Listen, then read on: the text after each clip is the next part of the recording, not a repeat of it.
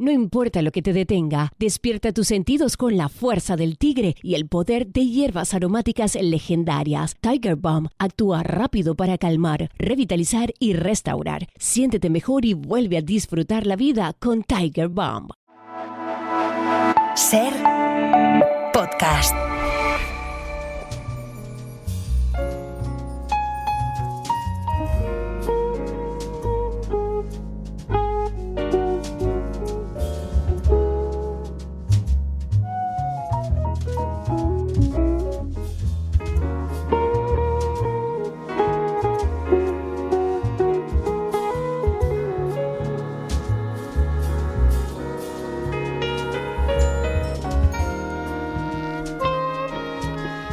En Madrid, como cada mañana de domingo, está conmigo Marc Bassets, que, salvo que el organigrama haya cambiado sin yo enterarme, es subdirector de opinión del País. ¿Es correcto, no, Marc? Eso es. ¿Cuántos subdirectores hay en el País? Uy, me has hecho una pregunta. Ya te he puesto en un mal sitio. Yo creo que hay 4, ¿no? Opinión. Sí. Sí, yo creo que hay 4. Bueno, un día vamos a invitar al director de Recursos Humanos para que me deje las cosas claras. Oye, vamos a empezar directamente con esta música. Mira. Mr. President, Marilyn Monroe.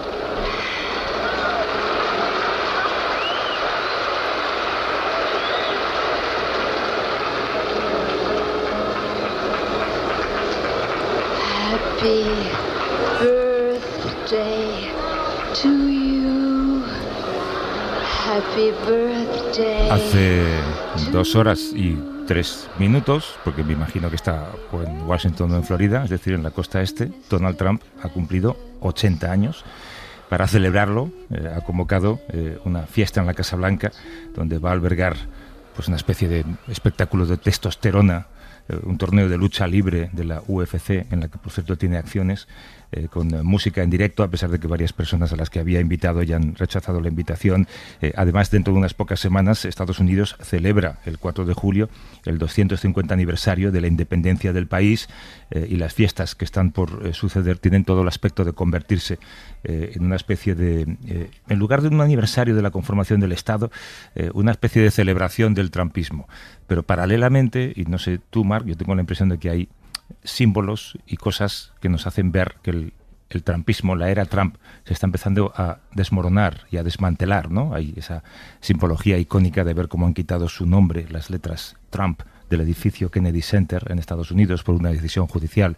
Otra decisión judicial le obliga a reinstaurar en los museos todas estas piezas y exhibiciones que habían eliminado. Hay algunos indicios que nos hacen pensar que estamos en el principio del fin de una era entera, ¿no? Podría ser, pero yo siempre soy muy hipercauto con todo esto, porque siempre me acuerdo, te acordarás también de la campaña electoral donde Trump ganó por primera vez 2016, que cada 2 semanas era, bueno, ya está, esto de Trump se acabó, ¿no? Fracasará. Los republicanos dirán que no. Cuando empezó a insultar a John McCain, que era un héroe de guerra, ¿cómo puede? Bueno, y mil ejemplos. Y Trump tiene una especie de resistencia y de resiliencia, pero es verdad que hay cosas que son inexorables. Una es la biología, otra es la Constitución. Sí, la ley, claro. La ley. Y la ley dice que Trump no se podrá volver a presentar. Y otras son las realidades también de que muchas cosas él se da cuenta que no le salen. Tiene las elecciones de medio mandato en noviembre que no pintan nada bien para él ni para su partido. Y luego está lo que tú dices, los jueces. Por mucho que la democracia de Estados Unidos se haya resentido y que Trump haya tensado muchísimo hasta el límite las costuras de esta democracia y su autoritarismo la haya puesto bajo presión, yo confío, yo creo y yo veo signos de que es una democracia que resiste, ¿no? que los contrapoderes al final, para utilizar una expresión muy americana, al final del día los contrapoderes existen. Bueno, quizás soy ingenuo, pero creo que esto es lo que puede suceder y lo que sucederá, espero. Antes hablábamos fuera de micrófono que se van a cumplir 250 años. Trump también quería personalizarlo.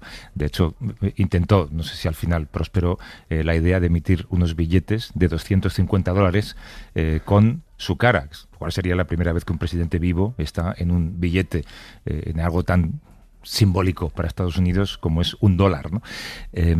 ¿Crees que será una celebración más tipo Corea del Norte o más tipo democracia clásica? Me temo que más tipo, o que él intentará que sea más tipo Corea del Norte, lo que va totalmente en contra de los principios de Estados Unidos, que se inventaron en contra de las monarquías europeas, ¿no?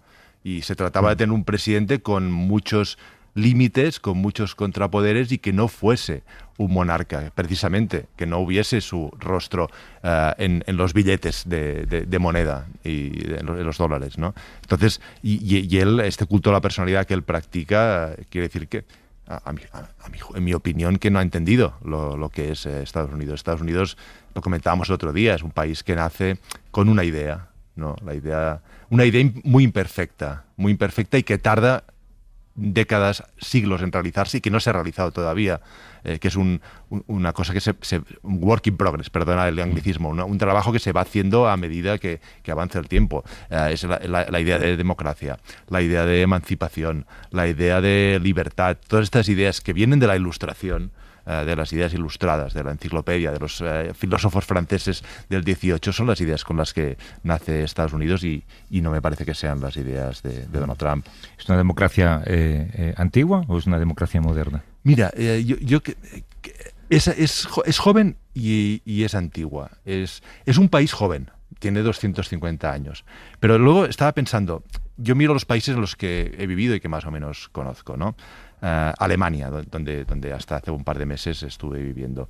Alemania, como país, cuando se funda Estados Unidos hace 750 años, no existe Alemania. Son un montón de reinos y principados, ¿no? Alemania se funda en 1871. Se funda por primera vez, pero luego hay la Segunda Guerra Mundial, hay el nazismo y hay la Hora Cero. 1945. Es una refundación total de Alemania, de dos Alemanias. Y hay una tercera refundación en 1990 cuando se reunifican las dos Alemanias. O sea, podríamos decir que Alemania existe de verdad, tal como la conocemos hoy, desde 1990. Mucho más joven que Estados Unidos. Tomemos España. España tiene una historia mucho más antigua, evidentemente, pero la España constitucional, pues las Cortes de Cádiz, en 1812, más un poco en la estela de la Revolución Americana, pero un poco más tarde. Y luego, no vamos a repasar toda la historia accidentada de las guerras del siglo XIX, de la guerra civil, por supuesto, del franquismo. Se podría sostener, algún historiador me lo discutirá, pero se podría sostener que la España moderna se funda con la Constitución del 78. Francia, que también es un país que nace con una revolución un poco más tarde, en 1789, que la Revolución Americana. Con esto no quiero decir que Estados Unidos sea un país muy antiguo, es un país joven, pero mi teoría es que es una democracia muy antigua. 250 años continuos de democracia, no hay tantas en el mundo. Para charlar sobre todo esto, hemos invitado a un conocido nuestro, un gran periodista, corresponsal en Washington del diario El Mundo, Pablo Rodríguez Suances. ¿Cómo estás, Pablo? Buenos días. ¿Qué tal? Buenos días. Oye, y gracias por permanecer despierto para charlar un rato con nosotros. Creo que vas esta noche al espectáculo de lucha libre. No te pongas muy cerca para que no te salpique la testosterona, como decía. Va a ser difícil que no salpique porque no son solo los luchadores, no es solo el presidente. Si uno de estos últimos días, viendo toda la tropa que ha desembarcado de la UFC, del equipo de Dana White y demás, el ambiente que rodea toda la prensa especializada y todo lo que rodea tiene mucho de testosterona. Que por cierto el espectáculo lo retransmite la plataforma de streaming Paramount, que es propiedad de Larry Ellison, que necesitó el visto bueno de Trump para poder adquirir CBS. Al final todo está ahí, ¿no? En fin, no vamos a decir nada, porque también, como decía, Trump tiene acciones de la UFC. Oye, vamos a hablar primero, si te parece, Pablo, de Trump. Parece que se ha sometido a varias revisiones médicas en muy pocos meses, que está creciendo un poco la incertidumbre sobre su estado de salud, están las manchas y está el hecho de que se queda dormido hasta en un partido de los Knicks con todo el estadio abucheándole y él cabecea. Es indiscutible que algo le pasa, no solo efectivamente, como dices, los problemas que tiene de circulación, que esto ya se admitió el año pasado, la decoloración que tiene en las manos constantemente, o el hecho ya de que en las últimas semanas se duerma en todas partes. Yo creo que lo que mejor refleja que algo le pasa a nivel físico y de salud es que en sus primeros 6-7 meses era omnipresente. todos los días comparecía 1, 2 o 3 veces con los medios de comunicación a todas horas, en todas partes, en Washington, en los fines de semana en Florida, y ahora no.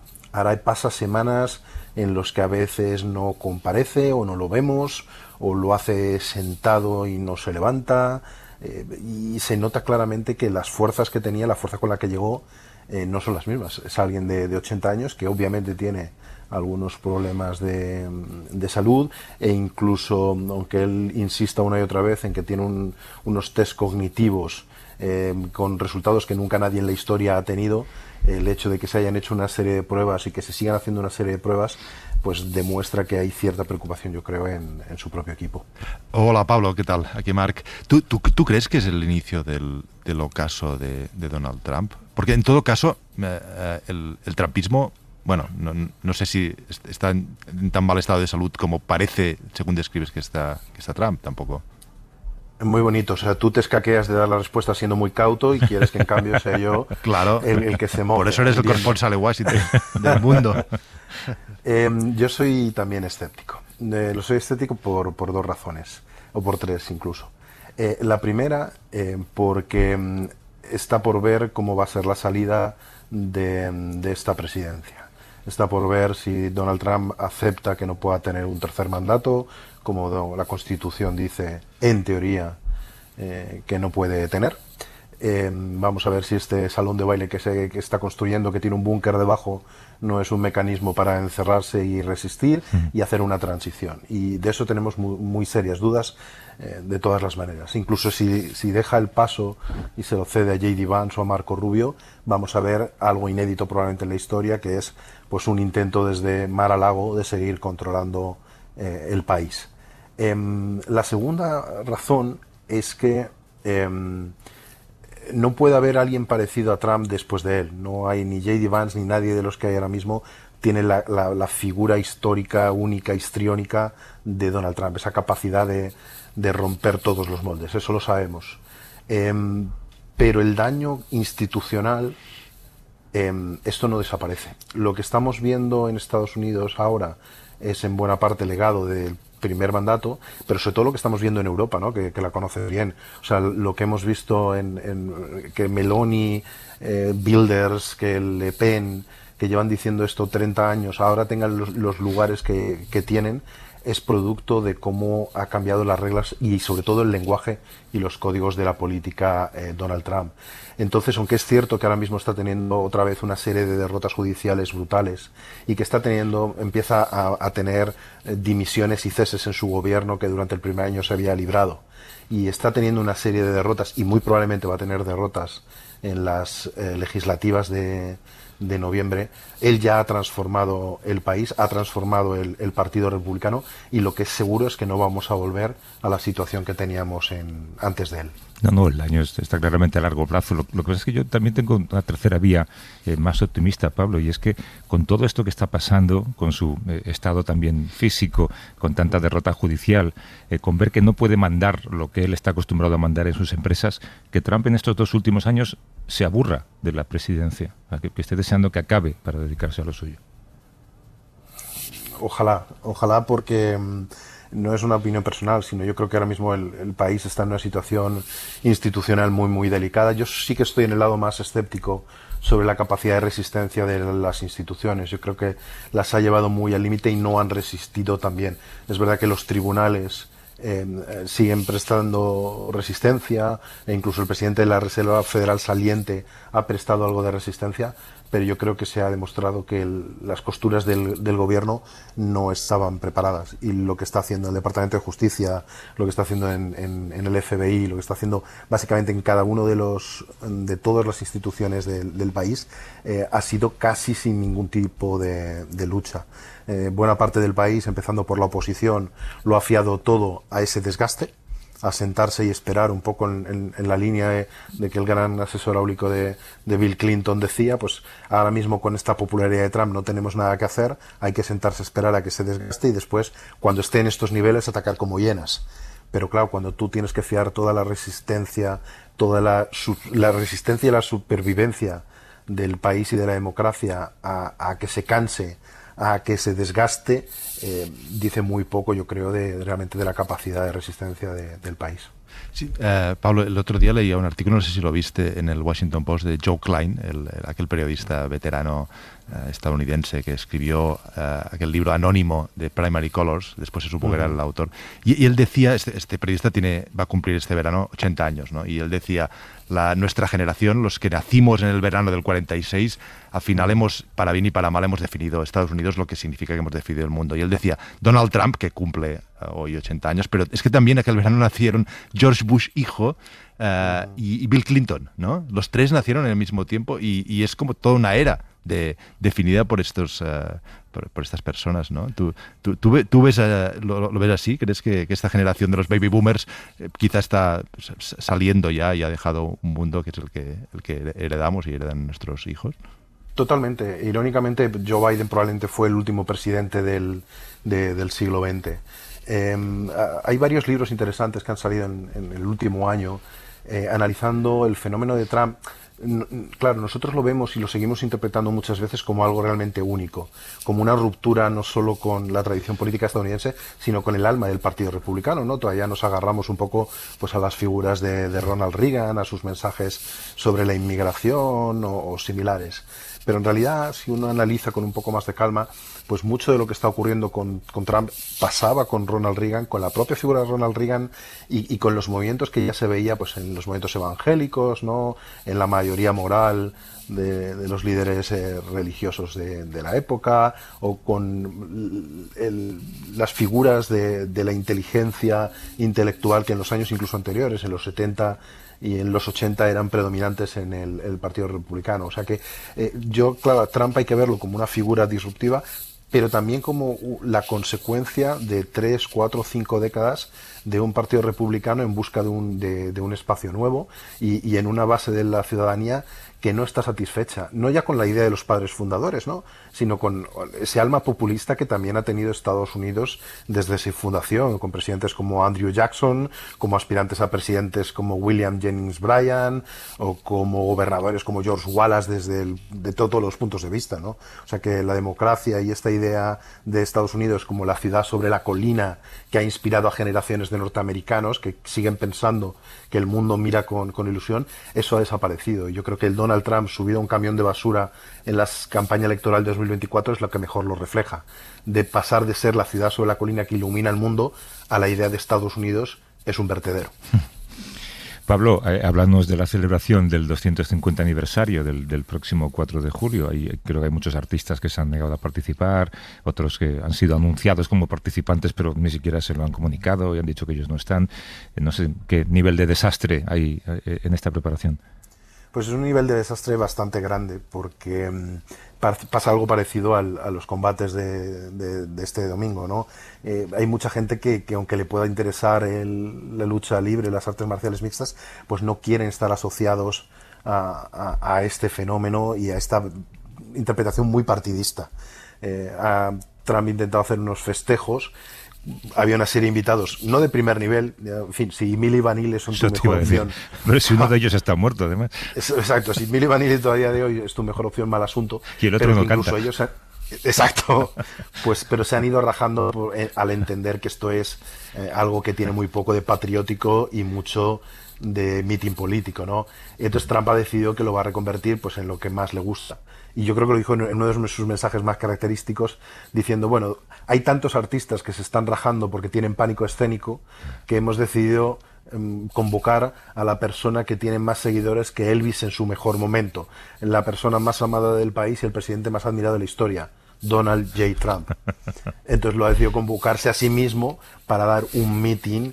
Entonces, claro, si todo eso lo juntas pues con el desfile del ejército que quiso meter el año pasado, con el Arco del Triunfo que quiere meter, el intento de cambiar el Kennedy Center, el billete de $250 del que hablabais, pues efectivamente esto ahí parece más Corea del Norte, por desgracia, que lo que pensábamos que era Estados Unidos. ¿Y el Mundial, en todo este ambiente, qué tal? ¿Se nota ambiente futbolístico? ¿Trump lo registra o ya después de ganar el premio de la FIFA ya ha pasado? Totalmente. Trump, su foco y su pic de interés fue en diciembre, cuando fue el sorteo de los grupos aquí en Washington, que él lo convirtió y se convirtió con Infantino en un espectáculo, ¿no?, a su mayor gloria, con sus artistas favoritos, sus canciones favoritas, YMCA, Andrea Bocelli cantando el Nessun Dorma, le hicieron un vídeo geográfico, le dieron el premio de la paz de la FIFA. Ese fue el momento peak. Después de eso ya perdió bastante el interés. Solamente se ha referido al Mundial cuando le han preguntado un poco por el precio de las entradas o algo así. Él no ha querido ir al debut de ayer de Estados Unidos, solo fue Marco Rubio, y hay poco interés en la presidencia y en todo Estados Unidos, diría yo. Vamos a ver ahora que ha terminado justo hace un ratito la NBA y la prensa deportiva a lo mejor se centra un poquito más en el Mundial, porque hasta ahora era todo Nueva York y los Knicks, pero yo tengo muy poca sensación de ambiente, y en los medios de comunicación o en las redes sociales más americanas se ha visto muy poquito interés. Eso, cuando mis hijas eran pequeñas que jugaban al soccer, además en Estados Unidos, siempre me decían desde España, por fin el soccer ha llegado a Estados Unidos, ha calado, va a ser el deporte rey. Es imposible, es el deporte número, 8, 9, 10 en la lista de favoritos. Oye, que como siempre, muchas gracias, Pablo Rodríguez Suances, corresponsal de El Mundo en Washington, y descansa un rato porque tienes un día largo. Un placer, cuando queráis. Hasta luego, Pablo, un abrazo. Fíjate.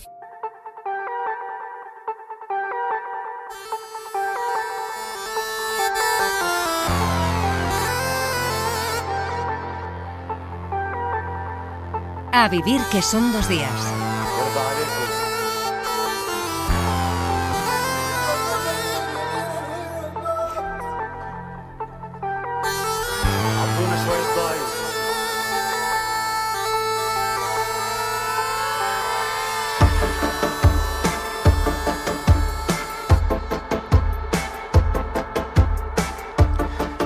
Queremos volver, como intentamos hacer a menudo, a Gaza, esa franja palestina convertida en algo muy cercano al campo de exterminio.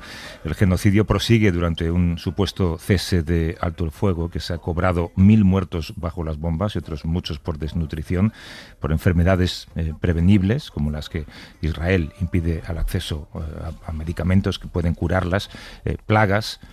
Hablábamos el otro día de las ratas, por ejemplo. Incluso el clima, dado que Tel Aviv prohíbe la entrada de tiendas de campaña y de casas prefabricadas que aliviarían a una población que vive entre ruinas. En Gaza se han creado condiciones que impiden que los palestinos vivan allí, y ese es precisamente un elemento que marca la definición de crimen de genocidio. En A Vivir queremos repasar en una serie de reportajes esa estrategia de Israel para forzar una limpieza étnica con la periodista Mónica García Prieto, que sigue muy de cerca la situación. ¿Qué tal, Mónica? ¿Cómo estás? Hola, buenos días, Javier. Pues sí, como dices, para que un genocidio se produzca tiene que existir la intencionalidad de acabar total o parcialmente con un pueblo o colectivo. Pero es que esa intencionalidad puede ser manifiesta, es decir, puede ser anunciada por los agresores o puede deducirse de su comportamiento. Y en el caso de Gaza se dan los dos elementos. Israel ha lanzado una campaña sistemática y deliberada para acabar no solo con las condiciones que permiten la vida y para forzar la salida de personas, es que está yendo mucho más allá, está implantando políticas encaminadas a despojar de dignidad a la población palestina. Hola, Mónica. Aquí Marc. ¿A qué te refieres exactamente? Entiendo que la guerra en Gaza es una sola con diferentes aristas. Sí, ni siquiera se podría calificar de guerra porque hay un contexto de ocupación, pero más allá yo veo muchos cidios o muchos delitos de asesinato o destrucción masiva de estructuras de vida. Por ejemplo, un domicidio, es decir, la demolición de viviendas. Se estima que más del 92% de las casas han sido destruidas o están muy dañadas. También se habla del urbicidio, dado que las ciudades han sido sistemáticamente arrasadas y han quedado irreconocibles. Y eso implica que espacios o recuerdos comunes de los gazatíes, los barrios, las mezquitas, los parques, mercados, cafeterías, todo eso ha volado por los aires. Incluso el 93% de los cementerios han resultado dañados. Y también se habla del academicidio, porque el 97% de centros educativos están hoy en día en ruinas, incluidas todas las universidades. Y también se habla del ecocidio producido por el uso de munición masiva. Se estima que el equivalente a 6 bombas de Hiroshima sobre uno de los lugares más densamente poblados del planeta. Hoy nos quieres hablar en particular del medicidio, que es la destrucción sistemática de todo el sistema médico palestino y es uno de los crímenes de guerra más pavorosos de todos los cometidos. pues más pavorosos y más descarados, porque Israel tampoco disimula sus ataques contra centros médicos y porque allí todos los 38 hospitales de la franja han sido objetivo militar. Yo creo que es el primer medicidio de la historia. Comenzó al tiempo que el propio genocidio en octubre del 2023 y fue usado para forzar la limpieza étnica. A medida que Israel obligaba a los gazatíes a desalojar barrios mediante los bombardeos y las órdenes de evacuación, la población se refugió en recintos hospitalarios, confiando en la protección legal internacional con la que cuentan, pero entonces comenzaban los ataques directos y los asaltos, como explica Tirsa Leibovitz, responsable de la ONG Médicos por los Derechos Humanos Israel.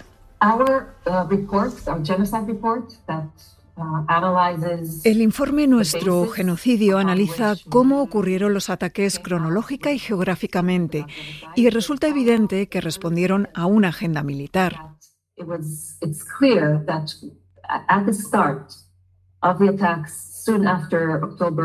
Está claro que al inicio de los ataques, poco después del 7 de octubre, se emitió de inmediato la orden de evacuar 22 hospitales en el norte de Gaza.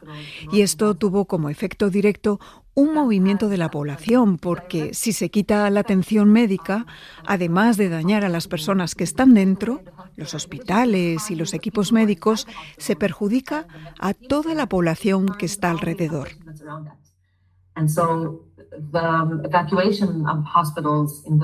La evacuación de los hospitales del norte fue de la mano del ataque y el vaciado de su población, para más tarde trasladarla al centro y después, siguiendo la misma lógica, moverla hacia el sur.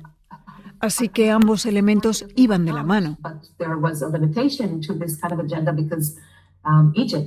Esa agenda se vio interrumpida porque Egipto resistió a la presión de abrir su frontera para permitir un empuje real de una población fuera de Gaza. Pero también hay muchos otros medios que el ejército israelí ha utilizado, como el asesinato directo o arrebatar la atención médica, provocando que la gente muera. Y luego están otros determinantes de la salud. Hablamos de agua, saneamiento, electricidad, educación, etc. Todo ello con un efecto muy perjudicial en la población. Aquellos meses, Mónica, dejaron imágenes de hospitales desbordados por el número de heridos, sin agua, sin combustible, que eran también centros desplazados y aún así fueron bombardeados. Así es. Israel al final pues daba la orden de desalojarlos y cuando el personal sanitario accedía a marcharse con los pacientes y los familiares detrás, llegaba ese asalto terrestre y durante el mismo los soldados destruían los equipos médicos, desde escáneres o incubadoras hasta máquinas de diálisis, lo que encontraban, y a veces lo hacían a mano, a culatazos, y como lo demuestran pues los muchos vídeos grabados por soldados y difundidos por ellos mismos en Israel. Esos equipos imprescindibles para Gaza no han sido reemplazados porque Israel prohíbe su entrada, así como la de piezas de repuesto. A esa política se suma el asesinato directo y la detención masiva de sanitarios, que se convirtieron en un blanco preferente de Israel en la política que pretende arrebatar a los gazatíes de la capacidad de sanar, como nos cuenta el doctor Munir Al-Bursh, director general del Ministerio de Salud de Gaza. La maquinaria de la muerte de la ocupación no se detuvo en niños y mujeres. Esta política se extendió a médicos, enfermeros y científicos. Se trataba de una estrategia sistemática para despojar a Gaza de toda capacidad intelectual capaz de atender a los heridos o construir un futuro. Desde el inicio de la guerra de exterminio, más de 1.589 profesionales de la salud han sido asesinados, incluyendo cirujanos pediátricos, oncólogos y médicos de urgencias. La ocupación ha destruido total o parcialmente todos los hospitales, demolido más de 90 centros de salud y cientos de médicos y científicos permanecen encarcelados hasta el día de hoy. Cuando la ocupación ataca al personal médico y científico, busca destruir la capacidad de supervivencia de la comunidad, inutilizar los hospitales, condenar a muerte a los heridos y al sufrimiento de los enfermos, y aterrorizar a los equipos médicos para impedirles cumplir con su deber humanitario. Quiere dejar la zona desprovista de médicos y paramédicos, permitiendo implementar sus políticas de desplazamiento de población, que es precisamente lo que busca. Primero, atacaron a los médicos, utilizando armas prohibidas internacionalmente y sometiéndolos a brutales torturas en prisión, como hicieron con el doctor Adnan al-Burj, mi primo, a quien arrestaron, torturaron y asesinaron en la cárcel. Su cuerpo permanece retenido en prisiones israelíes y hasta el día de hoy sus restos no han sido entregados. Era cirujano, jefe del departamento de ortopedia del Hospital Al-Shifa, graduado de una universidad británica con una amplia trayectoria en investigación científica y una autoridad destacada en ortopedia. También era profesor en la Facultad de Medicina de la Universidad Islámica. El ataque contra científicos y médicos privó a Gaza de su élite científica y médica para perpetuar el bloqueo, o mejor dicho, para mantener el bloqueo y la subyugación de este pueblo a la ocupación. La ocupación busca negarles representación, su propia existencia, sus médicos y sus paramédicos. Este caso que mencionaba el doctor Munir, de su primo, mucha gente lo recordará, ese médico Adnan al-Burj, jefe del departamento de ortopedia del Hospital Shifa, lo recordamos porque la ONU y varias ONGs denunciaron que su muerte se produjo, Mónica, por una agresión sexual bajo torturas de Israel. Así es, fue uno de los casos más espeluznantes. Adnan era una referencia en Gaza, no solamente médica, era un deportista, un hombre amante de las antigüedades y una persona conocida por su devoción hacia el trabajo. En las primeras semanas de genocidio quedó cercado, con otros médicos, incluido su primo Munir, en su hospital en el Shifa y fue obligado a desalojar el centro, pero en lugar de ir al sur, como desplazado, como pretendía Israel, buscó otro hospital donde ejercer, como cuenta su primo.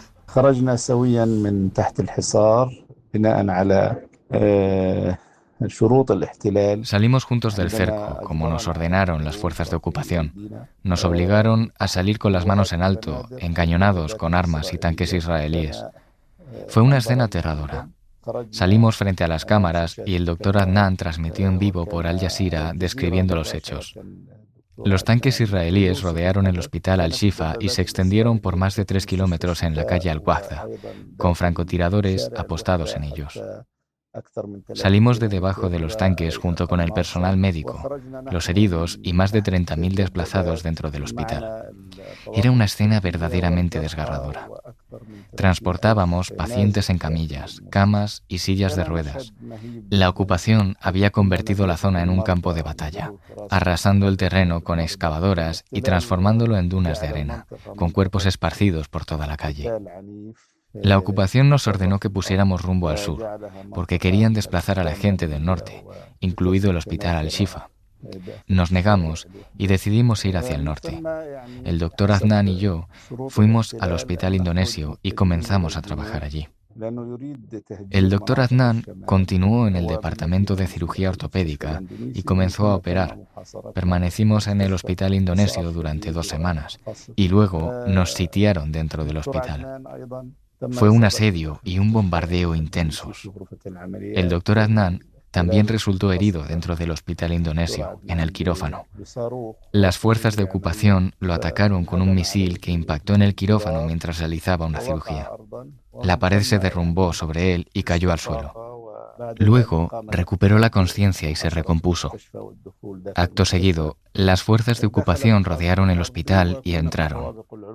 Accedieron a la planta baja mientras nosotros nos encontrábamos en los pisos superiores del hospital indonesio. Esto ocurrió apenas unas horas antes de que comenzara el primer alto el fuego. Tras el primer alto el fuego, nos marchamos para atender a nuestros heridos y enterrar a nuestros muertos y mártires. El doctor Adnan regresó a su casa y la encontró destruida. Rompió a llorar, de pie entre las ruinas de la casa que había construido, de sus antigüedades y los recuerdos de su infancia. Luego nos dirigimos al hospital Kamal Adwan. Como el doctor Adnan es cirujano ortopédico, decidimos que se quedara en el hospital Al-Auda, ya que allí realizábamos las cirugías. Entonces el hospital Kamal Adwan fue sitiado. Yo me fui y el doctor Adnan se marchó al hospital Al-Auda. Al-Auda también fue cercado y él se mantuvo en contacto. Le rogué varias veces que se marchara, sabiendo que volverían a sitiar el hospital Al-Auda.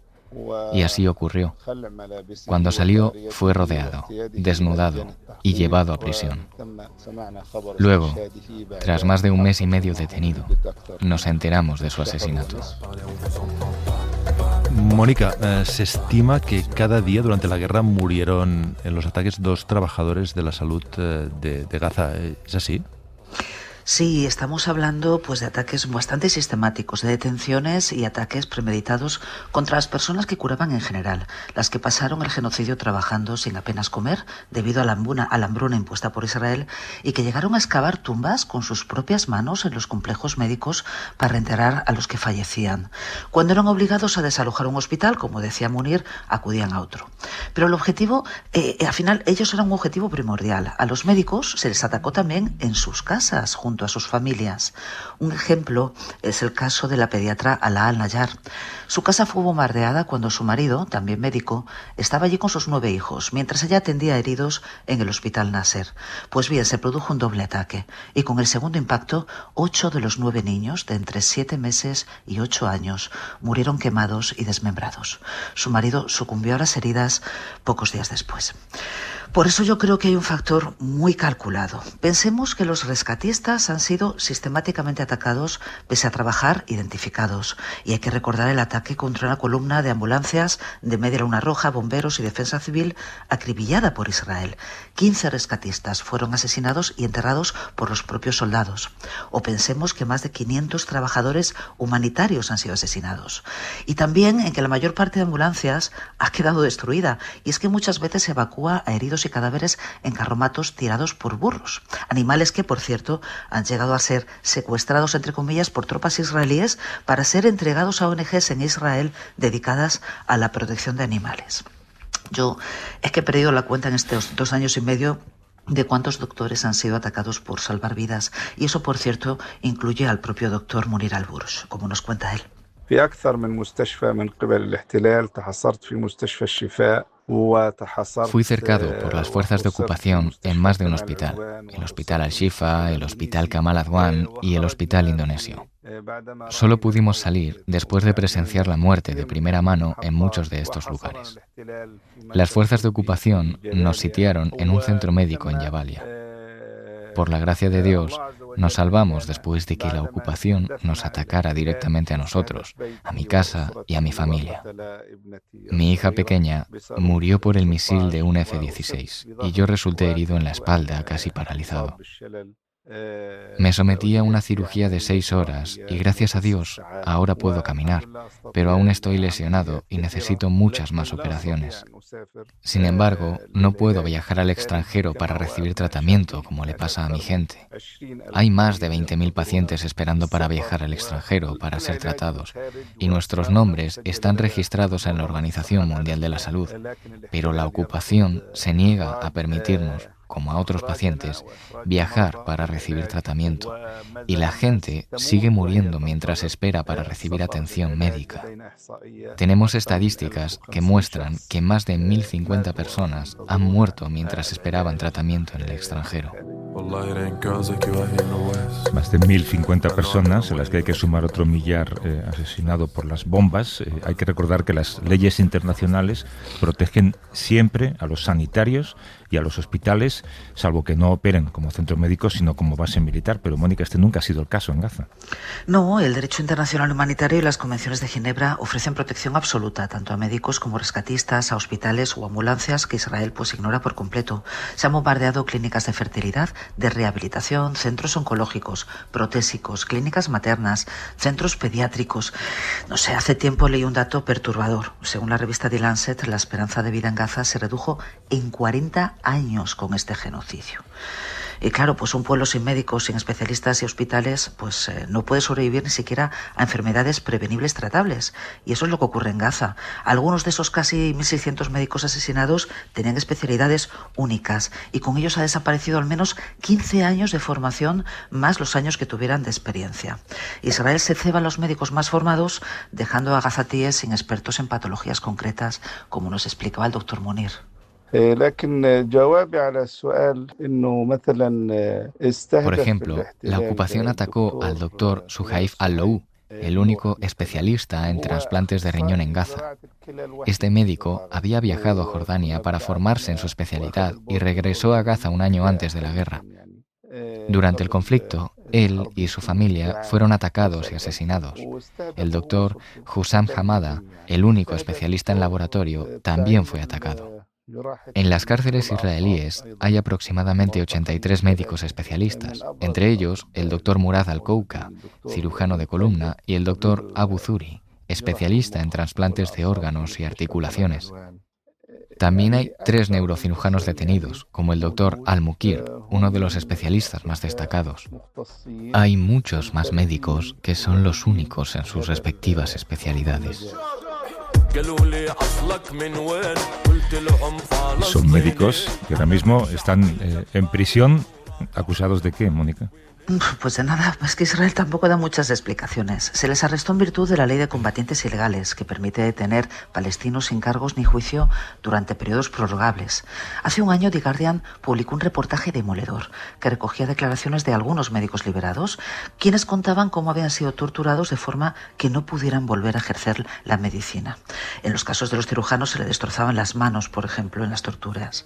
Además, reportaron malnutrición, humillaciones, golpes, violaciones y negación de atención médica. Hay campañas internacionales que exigen la liberación de doctores como Hussam Abu Safiya, pediatra y director del hospital Kamal Adwan, que lleva preso sin cargos más de 530 días y 2 semanas en régimen de aislamiento, en una celda tan pequeña que solo puede sentarse. Pero Israel hace oídos sordos. Bueno, pues es todo desolador y me vienen mucho a la cabeza estos vídeos que circulan por redes sociales que los propios soldados israelíes hacen de todo esto que nos has contado. Sacan vídeos sonrientes, es la labor que les han encomendado a Netanyahu y supongo que estarán orgullosos de hacerla. Mónica García Prieto, gracias por el reportaje. Volvemos contigo la semana que viene. Cuídate. Un beso. Adiós, Marc, Javier. Hasta luego. Gracias. Y a Mar Bassets, me quedo con mal cuerpo después de escuchar todo esto. Que nos vemos el domingo que viene. Hasta el domingo que viene. Gracias, Javier.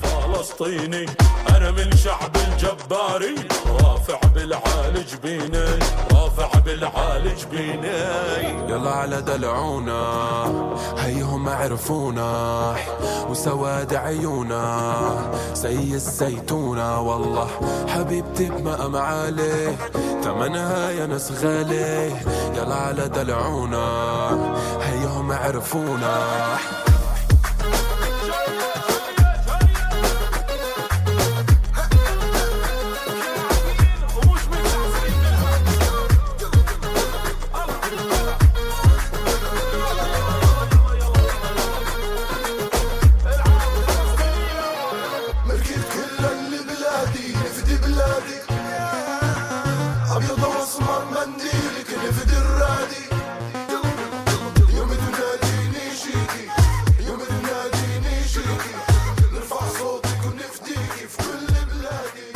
Para no perderte ningún episodio, síguenos en la aplicación o la web de la SER, Podium Podcast o tu plataforma de audio favorita. No importa lo que te detenga, despierta tus sentidos con la fuerza del tigre y el poder de hierbas aromáticas legendarias. Tiger Balm actúa rápido para calmar, revitalizar y restaurar. Siéntete mejor y vuelve a disfrutar la vida con Tiger Balm.